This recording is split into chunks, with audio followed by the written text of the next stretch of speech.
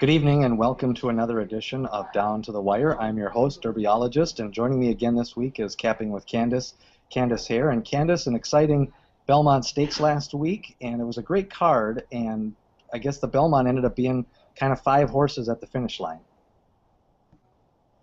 Yeah, I mean, it was kind of a nice race because I think it was one of those races where when you look at it from, at least from a pedigree perspective, since it's such a long distance, going 12 furlongs, it really turned out how you'd expect. I mean, the horses who were up there, Tonalist, of course, won, and then we followed by Commissioner, Medal Count, California Chrome, and Wicked Strong, and I just think off of a performance and pedigree perspective, those are exactly the horses we would have expected to be up there at the end of the day, which is kind of nice to see.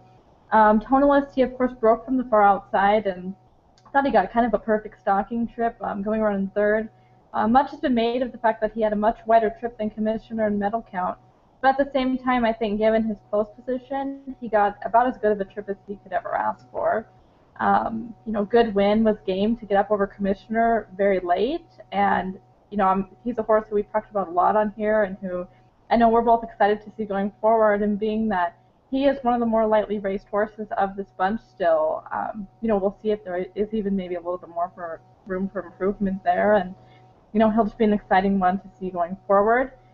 Commissioner, I thought was really game. He was on the lead from the get-go, was just passed at the very end. I think it was a really great strategy to put him on the lead because he isn't a horse who has a big kick at the end or anything. He's just kind of a plotter, but he is game and he'll fight, and he showed that to all of us. He unfortunately, I think, came up with an injury after the race, but hopefully they'll get that fixed up and he'll be back on the track soon. Medal Count, I was really impressed by. This was a horse we talked about a lot last week. I'm really convinced that this is the horse of this group who's really rounding into form and maybe the late developer. As we're going forward, we might see shine, whether it be the Jim Dandy or the Haskell or the Travers, or wherever he shows up next. But I think he's just, the one who I really see kind of on an upward swing and really improving and making strides. I thought he ran a winning race here. It was unfortunate some of the trip troubles he got, and ended up finishing a close third. But he for me is the one who I'm looking forward coming out of this race. Of course, California Chrome unfortunately couldn't get there. Ended up finishing 4th in a dead heat with Wicked Strong. I mean, he had a tough trip in that he didn't break particularly well. He broke outside a little bit, and then I believe it was Matterhorn broke into him, and there were some problems there. Ended up kind of colliding, and he got injured a little bit. But unfortunately, that's kind of racing, and for California Chrome, that had been a tendency that we have shown of his, that we had talked about of his for a long time. He almost always breaks out, and it's just unfortunately happened at the time when the horse next to him broke in, and so there was problems there. Regardless, I mean, of course, you think it would affect his performance a little. I don't think that's what cost him the win by any means. He was tired. I mean, we saw it at the end of the Preakness. You could see it in some of his works leading up to the race that he wasn't quite himself. Normally in his works, he was one who, he puts that head up high and proud and, really kind of struts himself out there, and he just didn't quite show that completely leading up to the race. This is probably a little bit far for him. I think on a talent level, he's right there with all of these, but I think the distance really got him here, unfortunately. But they're saying Breeze Cup Classic with him, so it looks like he'll get a little bit of a break, and then we'll see him back, later on in the year. Yeah, for me, the great equalizer of the distance, we saw, California Chrome. I don't think the actual troubled start made the difference in the race. I think the decision to keep him in 4th place and kind of trapped in, and then also just the extra quarter of a mile. It's the only race that any of these horses, the only time they'll ever run a mile and a half on the dirt, and until they actually do it, I think people, a lot of times there's a major switch going from 8.5 furlongs to 9 furlongs. Now you're going from 10 furlongs to 12, and it just multiplies. You know math better than I do, but the greater the exponential it gets, and it just, you saw that. He just was a little bit flat, and Espinoza may have waited too long and may have made a bad decision in not going to the lead. But we said it last week, whether he won or lost that race, I don't want people to diminish the fact that he won 6 races in a row, and for 6 straight races, he was the best horse in the race. I just think, as much as I didn't bet on him last week, and I was betting against him, I just think I think I'm good enough to see the big picture, and he clearly dominated the previous 6 races, and he was the best horse in all 6 of those races, and so I think he deserves his props. We'll see now if he's really good coming up in the Breeders' Cup. But I have a feeling, I'm a firm believer that every horse kind of has a cycle, and I don't know, I've been watching this for 20 years, and I've seen horses, it seems like once they lose, then, remember how I kind of told you they caught up to Kobe's back, and some of these horses, I just think by November, I think they're all going to be caught up to California Chrome. So we'll see. I want to further expound on the medal count theory. I thought it was a horrendous trip. I thought he made 3 moves in the race and was actually blocked in the stretch right near the finish line. Otherwise, he actually would have won that race. And the move that cost him the most for medal count was on the backside when they rushed up to secure the rail spot. And there was no reason to do that. The field was getting strung out. He could have sat in 5th place, and he could have sat 5 to 6 lengths off rather than 3 to 4 lengths off. And it was a little bit of a mistake to make a move there, and then he made a move going into the turn, and then he kind of made a move halfway down the stretch, and then he kind of got blocked in. So I think medal count is a true 12-furlong horse, 10-furlong horse. With Commissioner getting hurt, I think they'll route, and I think he'll be in that Travers race. I know Dale Romans likes to be around on big days, and I'm penciling him in that race on my Excel spreadsheet. It was kind of bizarro world. What were the odds that Samrat would be rallying down the stretch and Commissioner would be on the lead coming into the turn? Me and you projected paces multiple times in discussions in chat rooms, and then also watched many others. And who predicted Samrat in the back of the field and Commissioner on the lead? Yeah, we definitely didn't see that. I mean, we both agreed that it wasn't going to be particularly fast, which we saw, but yeah, I wouldn't have thought Sammy would have taken back as far as he did, and Commissioner surely was not on my radar as being the leader. Couple of big races this weekend. We go back to the older horses, and the Stephen Foster going to be run under the lights, the Downs After Dark, and the field a little bit of quality. Maybe it's more of a grade 2 race, but they do have one of the top dogs in there, Will Take Charge. What do you think about him on the rebound here? I have kind of no idea what to expect for him. Last time out, we had talked about him when he ran at Churchill, and I had said on here and I'd said on Twitter that I just couldn't have him in the slightest in that race in the Alashiba, considering how he'd finished at Oakland. We had talked about how, in that race, maybe Revolutionary really should have gotten the win, and maybe Will Take Charge should have been DQ'd when he was drifting the way he did.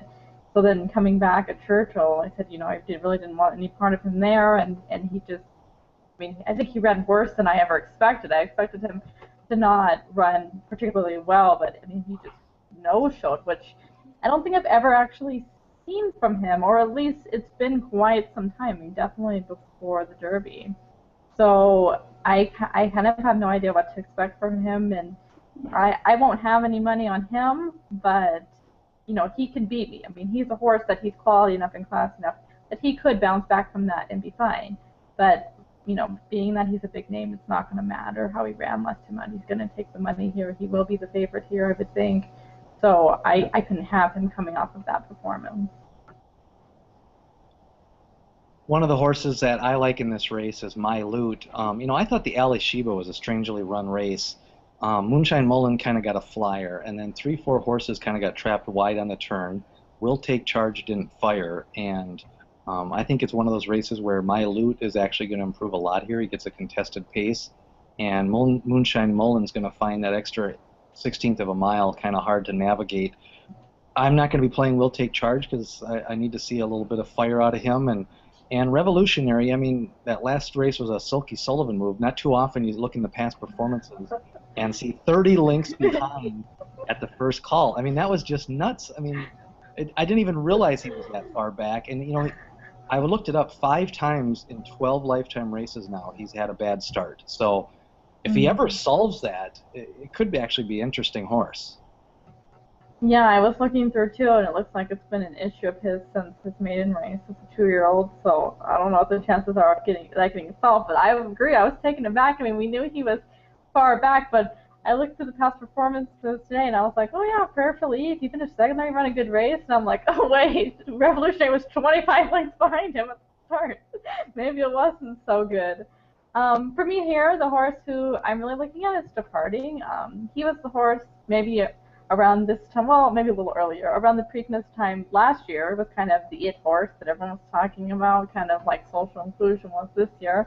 Um, and he didn't run well in the Preakness after winning the Illinois Derby, but he came back from that and won West Virginia, won the Super Derby, and then he disappointed a little bit when he finished fourth in the Oklahoma Derby, but I mean, now looking back, I mean, he lost to Broadway Empire, who has run really well since then. I mean, I know that was a long time ago, but it doesn't look nearly as bad now looking back and how some of these horses have performed since.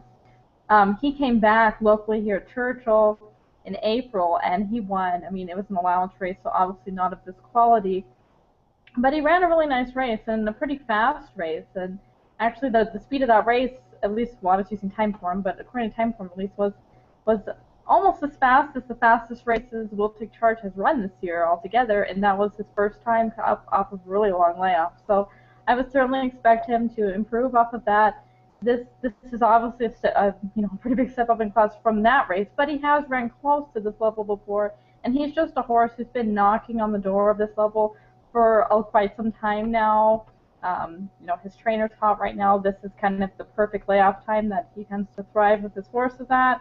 So I'm really looking for Departing to run a big race here. I think he'll sit maybe mid-pack to four-wheeler placed trip and kind of get the jump on, Will Take Charge and Golden Ticket and some of these deeper closers, Revolutionary and such. Yeah, Golden Ticket's another horse. He ran in that Alley Sheba, and I remember everybody thought, oh, this was the day, and he collared up on Moonshine Mullen, and then, just like against Palace Malice, he hung, and he hung in the Travers against Alpha. I mean, this horse is like kind of made a career out of, you add about another length to about 5 of his races, and this guy would be have about $3 million in earnings. I had Golden Ticket in the Alashiva, so thanks for the reminder. That's what I do here. Yeah, but I mean, I completely agree. He's absolutely probably one of the bigger hangers we know of, kind of the top class horses around. I mean, if we're being perfectly honest, at least I think, in that Gulfstream Park Handicap, he should have won that race. I mean, yeah, we see how well Palace and Altus run since then, but that was his race for the tanking, and I think he kind of coughed it up there, and he certainly should have won the Alashiba. So, yeah, I couldn't have him on top, but I think, he runs so well. He's a pretty honest horse. He always kind of shows up, so, as far as in your exactas and tries, you definitely have to include him underneath. I kind of agree with you. This race is, I'm a firm believer some trainers are just really good at pointing for races, and one of the reasons why I had Central Banker on Derby Day undercard was I knew that's where Stahl was pointing, and that was his track, that was his race. He had had a trip trouble in New York, and I knew they were going to fire him that day. And he was even on the lead that day, and his best races really normally are as a closer. Mm-hmm. And Tom Amos loves to win at Churchill Downs, and Albert Stahl again with Departing, and I think those two had a plan all along. I don't think their goal was to win the Alley Sheba for Mylute.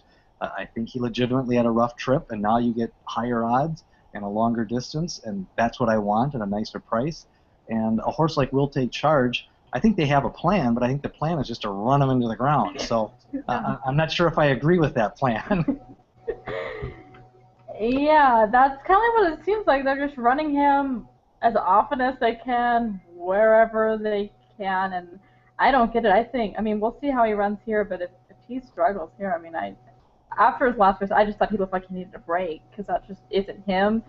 But, that's why I'm here and not the trainer. Like I said, Departing is my top choice. Maybe the only other one I want to talk about, I don't think he's, a win candidate by any means, but again, one who maybe could come up underneath is Long River. He's another one who would be stepping up in class a little bit here, but two back. He had a really nice race against Romanche, who since came back and ran really, really well in the Met Mile, so kind of framed his form a little bit there. And of course, he ran in the Charlestown Classic, and for a little while there, I thought Long River looked the winner in that race, and there were some crazy riding tactics going on, as we all remember, and he certainly didn't get the best ride by any means. He might have got the worst ride, to be honest. So I would just toss that race in, but his form before that was, exceptional, albeit at a lower class level. He'd have to find a little bit on speed, but I don't see, any reason why he couldn't come in and finish, third maybe.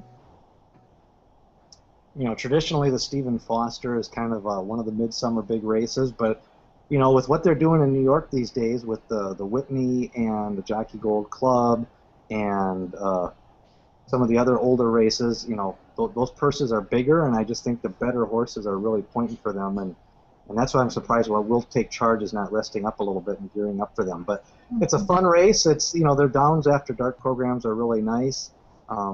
Too bad right now there's a lot of controversy involving the takeout and some of the other stuff because this used to be this race traditionally has had some nice long shots and some big horses win it over the years. So hopefully they can straighten it out and make this kind of a midsummer destination, and however they need to do that to raise the purse up and get some of the horses in there. Out west, we're going to look at the turf course, and when I saw the Shoemaker on this weekend, and I actually wrote down a list of horses who I'd like to see, I looked at the entry box, and basically they're all there. What did you think about this field? Obviously, he's the speed, and then you got Winning Prize, and you got some of the other kind of standbys, and then it was nice that Clement shipped out a horse. Yeah, it's definitely a good field. I agree with you that, the California kind of older turf horses, this is pretty much exactly who you'd expect to be running there, plus, a couple extras.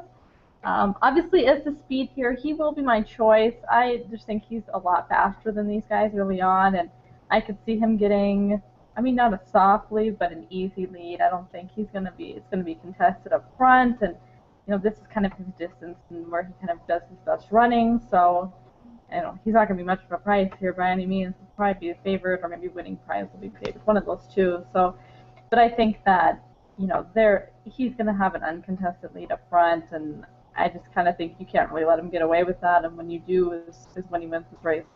So obviously will be my choice here, but this is, a fun group, and, Winning Prize, I know if Siggy's watching, he loves that horse, and one of his South American turf runners who, he's been doing a lot of winning. It's been living up to his name recently, and you have to think that, he's, at least as far as, for me who likes, obviously, I think Winning Prize maybe is the biggest threat to him. He is a horse who's fast enough to beat him, and, would think will sit right behind him and try to go for that first step.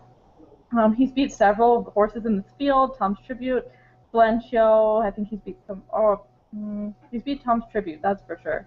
And he beat, his most recent win was over Lochte, who we've seen run, a couple nice races recently as well, so that's, definitely a solid win there.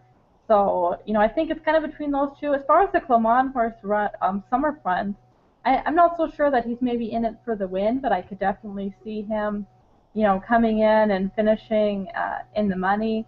He's ran some really tough company over on the East Coast in New York and in Florida, so this is, even though it's a grade 1, I think it's a little bit of a reprieve for him because I do, I've set up for the 3-year-olds, but I think for the older horses it's true as well that the strength of these turf groups are on the East Coast, so he's ran against some tough company in recent weeks and months, so I think that he'll kind of, like a little bit nicer group here this time around, and most recently he ran over in New York at a little bit further, going 1 1/8, and he finished second to 5 iron, so not a bad run there. He closed well to finish second, and in a race where the winner won wire to wire, so for him to finish second, closing as well he did, and having a little bit of a wide trip is, I give him a little bit of a +1 there, and I'm just not totally sure how much he's going to like the cut back to a mile, which is probably my biggest concern about him here.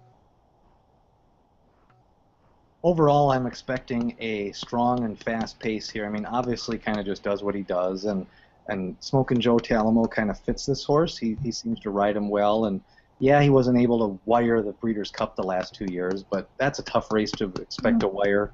and Wise Dan ran top-notch races both years. I think Tom's Tribute's going to apply some pressure here to Obviously at some point. I'm thinking right as maybe they go into the turn. And the key with Obviously, if you really want to watch races, if you're really lonely and desperate like me and watch all the races, the key to Obviously is when he has the lead coming out of the turn, he's a completely different horse versus when he's attacked with a little bit of pressure going into the turn.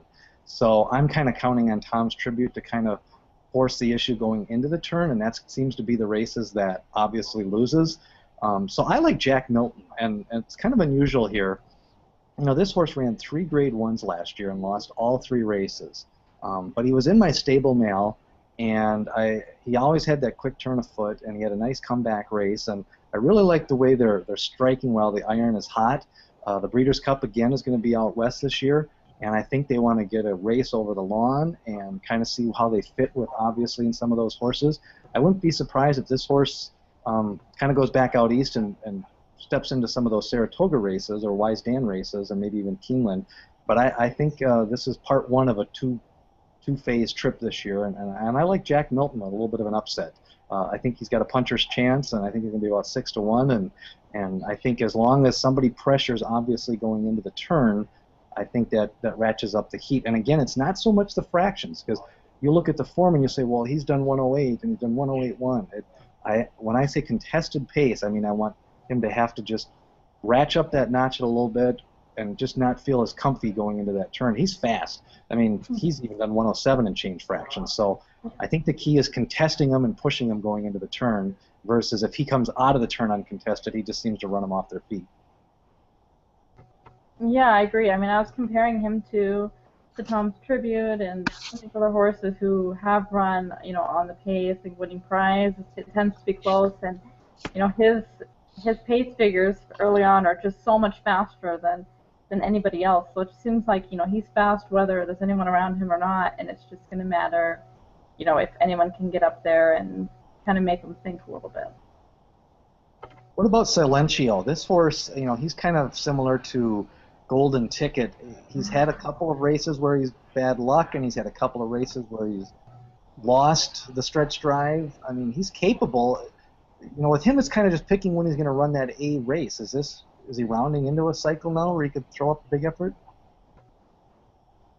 I'm not sure. I feel like he has form with a few of these. It's so recent that I don't see a reason why he would all of a sudden overturn it.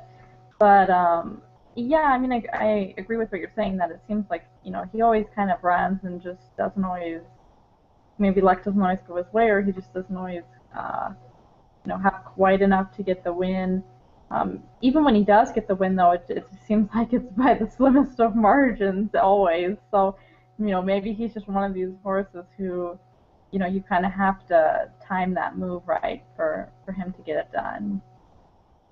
Yeah, he's kind of got what I call the bell curve past performances. He's got 4 wins, 1 second, and then 5 thirds. And whenever there's kind of that smiley face thing, you know, with them usually it means it's a matter of timing. So, you know, sometimes they're better off switching jockeys, but you know what? At the end of the year, I mean, he'll win one of these races. It's just kind of a matter of when. Winning prize, you know, can't say nothing. I've loved this horse ever since his debut at Del Mar. I mean, actually, the best thing that happened to him was he kind of got his past performances muddied up on that driving monsoon back at Keeneland. But his last couple of races have been tough. And if he gets, I mean, he's going to get a pace to run at with Obviously in Tom's Tribute. And I don't like the fact that he missed his last scheduled race. That's why I'm not picking him here. But I think if I had to pick one horse right now to win the Breeders' Cup Mile Turf, it's this guy. I mean, I know the trainer's going to have him ready, and I know that's when he's going to run into form. I'll believe Wise Dan's back when I actually see him under tack. So I'm counting on the Breeders' Cup sans Wise Dan right now. Yeah, I'm not really thinking about Wise Dan being there either, but then I almost wonder if, maybe it's in a sad way, I wonder if we'll get more Euro horses coming over because they know they don't have to deal with them. So it'll be interesting to see how that dynamic shakes out, whether or not he's back in time or not. Well, this week we've got Churchill Under the Lights, the Downs After Dark, and then the Shoemaker Mile. And any other, I know you were at Santa Anita, and kind of quick talk about that. You said it was kind of a a rowdy, fun atmosphere, and whether you have the people that say that actually the chase is actually better than actually getting the Triple Crown, because the longer it goes on and we keep on getting these 2 out of 3s, I agree with that. If somebody actually ever wins the Triple Crown, I think if California Chrome would have won the Triple Crown this year, next year, if there would have been a horse going for it, there would have been 50,000 people in the yard.